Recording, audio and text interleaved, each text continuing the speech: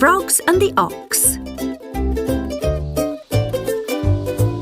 Mum, come quickly, called the little frog, hopping and skipping with excitement. Come and see the monster, he called. It's got 2 big spikes sticking out of its head and a funny brush thing at the other end, and it goes, "Ugh!" and it kicks frogs. Not now, dear, said the little frog's mother. Come on, Mum, please. Mother Frog looked more closely at the little one. You're Stanley, aren't you? No, Mum, I'm Zebedee. Are you really? You all look so alike. She had 247 children, and it is hard to remember that many names, so she called everyone Stanley to give her memory a rest. Mum!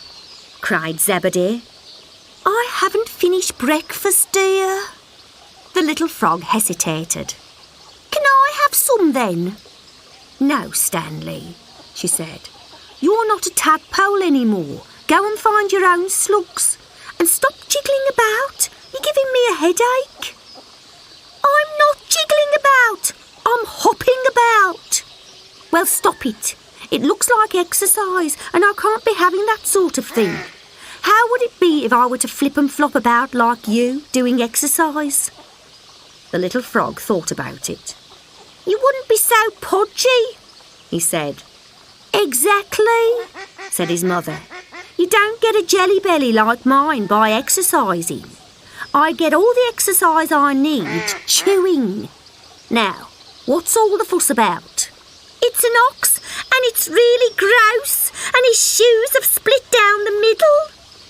There are no such things as monsters, Stanley, and no creature in the pond is bigger than me. But it is bigger than you, Mum. Lots bigger, I promise.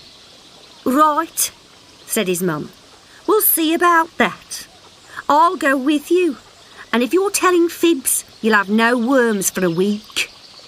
The damp hollow she sat in was home to a good assortment of slugs, but she had eaten too many of them.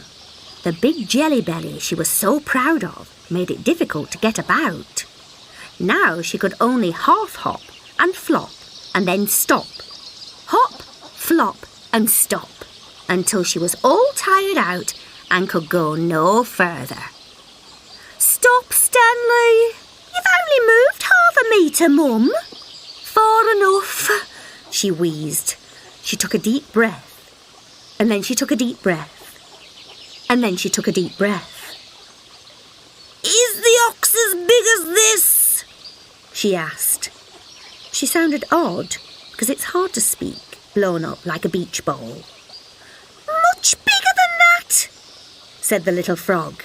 So she sucked in more air, and sucked in more air, and sucked in more air.